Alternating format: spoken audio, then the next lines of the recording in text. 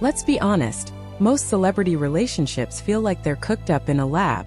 You've got the perfectly timed photo ops, the PR-approved statements, and romances that seem to fizzle out as soon as the movie promotion ends. And then there's Taylor Swift and Travis Kelce. Their story just hits different. It's been called a modern fairy tale.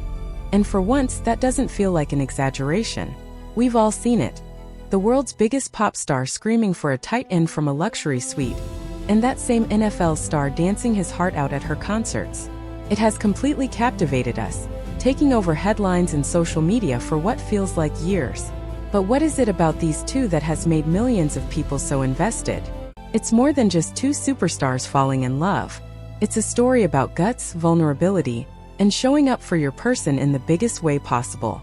To get why this chapter feels so triumphant, you have to look at the ones that came before it, and how they set the stage for a love story that nobody, maybe not even Taylor herself, saw coming.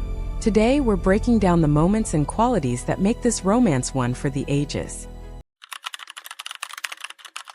To really get the significance of Taylor's relationship with Travis, you have to remember her past. For over a decade, her love life wasn't just her own. It was the soundtrack for a generation. Her relationships were dissected in hit songs that became massive cultural moments. This wasn't just gossip. She practically wrote the book on turning heartbreak into art that millions saw their own lives in. The early years were a blur of high-profile, fast-burning romances under the constant flash of paparazzi cameras.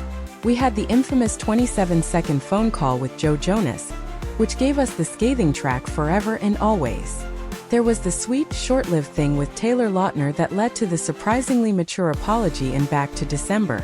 The turbulent age-gap relationship with John Mayer was documented in the masterful takedown Dear John, a song so sharp he publicly complained about it years later. And of course, the intense, scarf-stealing romance with Jake Gyllenhaal, which, though brief, inspired one of the most devastating and iconic songs of her career, All Too Well. When she released the 10-minute version a decade later, it wasn't just a hit. It was a global event, proving how much these stories stuck with us.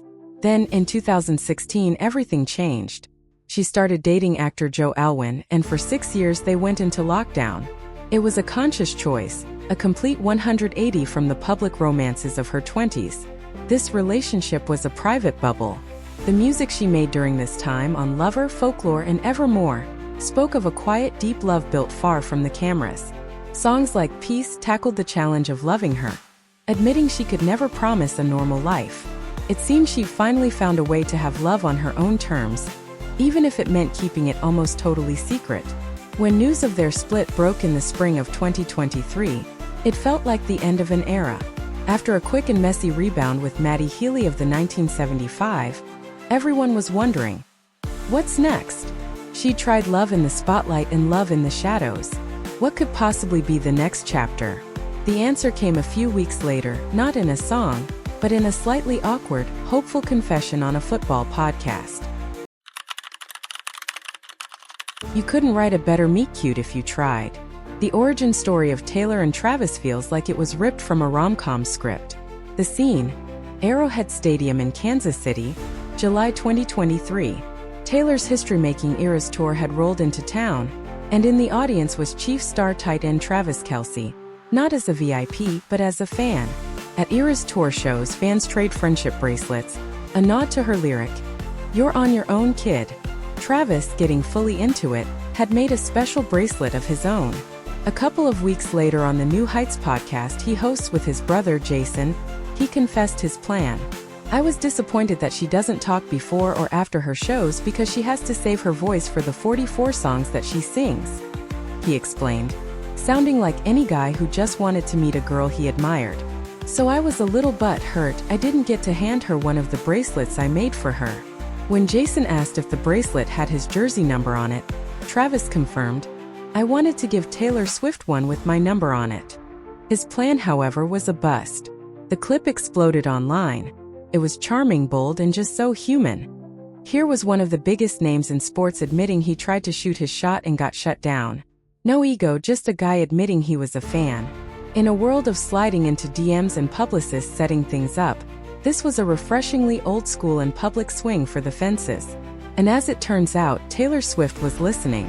Months later, in her Time Person of the Year interview, she filled in the blanks. "This all started when Travis very adorably put me on blast on his podcast, which I thought was metal as hell," she said. "We started hanging out right after that. So we actually had a significant amount of time that no one knew, which I'm grateful for, because we got to get to know each other." That simple gesture didn't just get his foot in the door, it blew the door off its hinges. After Travis's podcast confession, the internet was buzzing. For weeks rumors flew, but it was all just speculation. That all changed on September 24, 2023. The Kansas City Chiefs were playing the Chicago Bears, and suddenly, the TV cameras found a new star player. There, in Travis Kelce's private suite, was Taylor Swift. The moment sent shockwaves through both the sports world and Swiftie Nation. She wasn't hiding in the back. She was front and center, decked out in Chiefs red, hanging out with Travis's mom, Donna. She was cheering, shouting, and high-fiving like a seasoned fan. When Travis scored a touchdown, her reaction of pure, unfiltered joy was broadcast to millions. This wasn't just dipping a toe in the water. This was a cannonball. After 6 years of fiercely guarding her privacy with Joe Alwyn, where they were almost never seen at each other's professional events, this was a loud and clear statement. After the game, they were filmed walking out together, Travis looking completely smitten as they drove off in his convertible. Later, Taylor revealed in her Time interview that this wasn't their first date, but the moment they decided to go public. "By the time I went to that first game, we were a couple," she clarified. "I think some people think they saw our first date at that game. We would never be psychotic enough to hard launch a first date." This reframed everything. They'd built a foundation in private first, which allowed them to face the public storm as a team. She was there to support her guy, and she simply didn't care who was watching. That first game at Arrowhead wasn't a one-off. It was the new normal. What's made this relationship so captivating is the consistent, joyful, and unapologetic way they show up for one another. Throughout the 2023 to 2024 NFL season, Taylor became a fixture at Chiefs games. By the time the Super Bowl rolled around, she had attended 13 games. She braved brutal cold, traveled to away games, and basically became the team's most famous cheerleader, all while the world's media watched her every move. Her presence created the Taylor effect, leading to a huge spike in female viewership and Travis Kelce jersey sales. But more than that, she was just there for him. And this support was not a one-way street. Not even close. In November 2023, Travis flew thousands of miles during his bye week to see her Eras Tour show in Buenos Aires, Argentina. During her finale song, Karma, she delivered a lyric change that broke the internet. Instead of, "Karma is the guy on the screen," she sang with a huge grin, "Karma is the guy on the Chiefs coming straight home to me." The camera cut to Travis in the VIP tent, looking absolutely floored and delighted as Taylor's dad, Scott, gave him a playful pat. After the show, a fan captured Taylor running off stage and straight into Travis's arms for a kiss that looked like the end of a movie. Travis kept showing up, flying to her tour stops in Australia and Singapore, where he was spotted dancing to everything from Love Story to Shake It Off. This dynamic two people at the absolute top of their fields making time to be in each other's worlds became their signature. If this story is a modern fairy tale, Super Bowl 58 in February 2024 was the grand finale of Season 1. The narrative was almost too good to be true. Taylor was playing a string of shows in Tokyo, and the logistics of her getting to Las Vegas for kickoff became a global obsession. The Japanese embassy even issued a formal statement confirming she could make it in time. And she did. After a full concert, she hopped on a jet, flew across 9 time zones, and arrived with hours to spare. She took her spot in a suite packed with friends and both their families, and the world watched her live through every nail-biting second of the game as it went into overtime. When the Chiefs won, the cameras immediately found Taylor's suite, which erupted. But the real moment came on the field. As confetti rained down, Taylor navigated the chaos to find Travis. Surrounded by cameras, they embraced and shared a kiss seen around the world. Microphones caught her saying, "Oh my God," over and over as he asked her, "Was it electric?"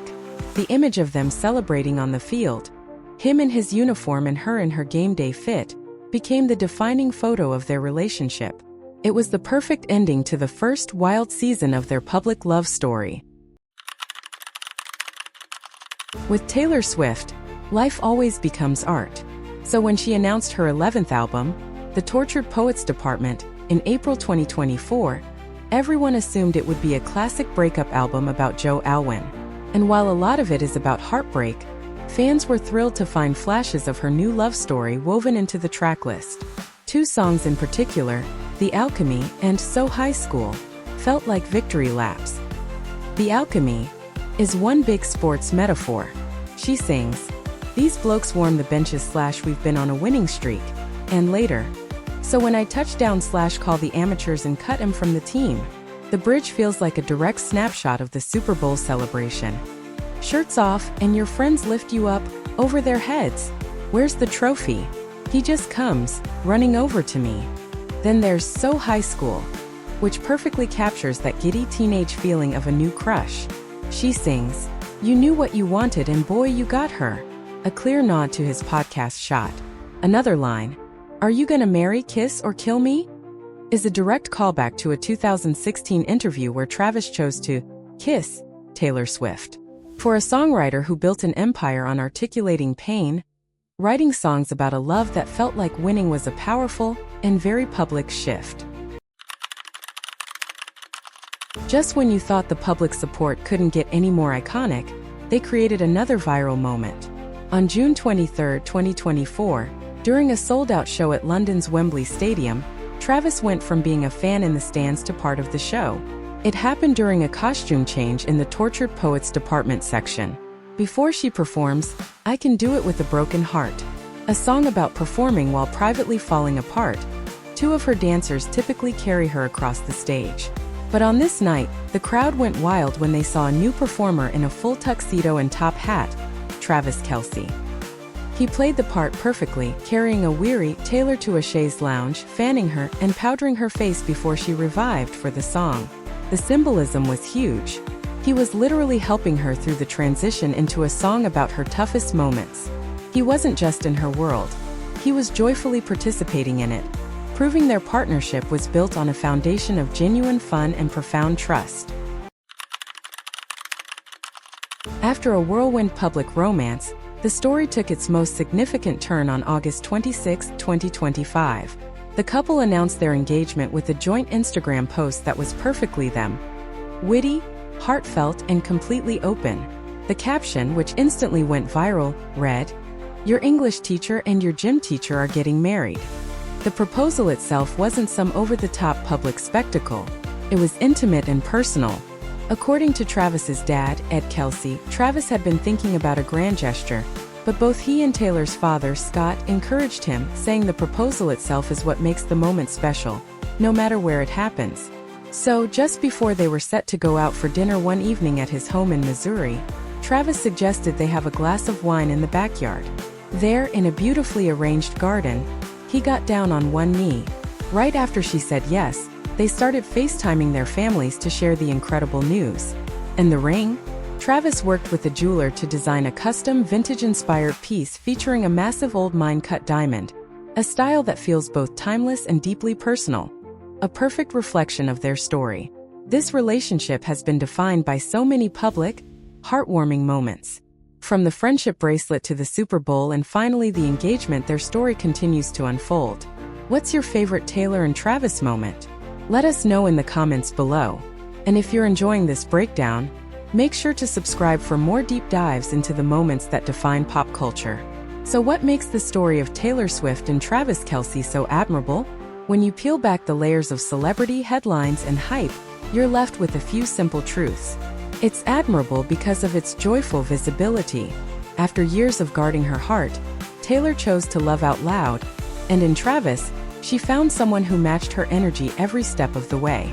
As recently as March 2026, the two celebrated their 6-month engagement anniversary by making their award show debut as a couple at the iHeartRadio Music Awards, still looking as happy as ever. It's admirable because of its genuine, goofy fun. In a culture that can be so cynical, their romance feels refreshingly real. And finally, it's admirable because it represents a new kind of public love story. It's a story of resilience, of finding a love that is celebrated, not just hidden. After years of heartbreak and scrutiny, it's about two people at the absolute peak of their careers choosing to build something together, in front of the whole world without apology. Their story isn't just a modern fairy tale anymore. It's a real-life commitment, and that might be the most admirable part of all.